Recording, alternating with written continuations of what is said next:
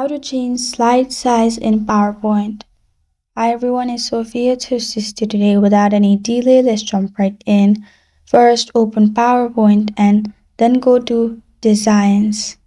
In Designs, you will find Slide Size on top right.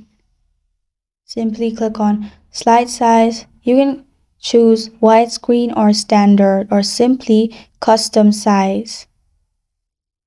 You can add custom and then add width and height. You can also add number slides from add portrait or landscape. After that, ensure fit or maximize.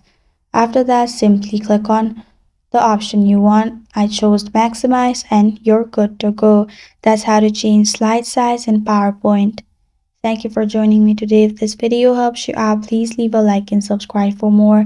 Got a question or want to suggest a topic? Comment below. I am Sophia signing off. Until next time.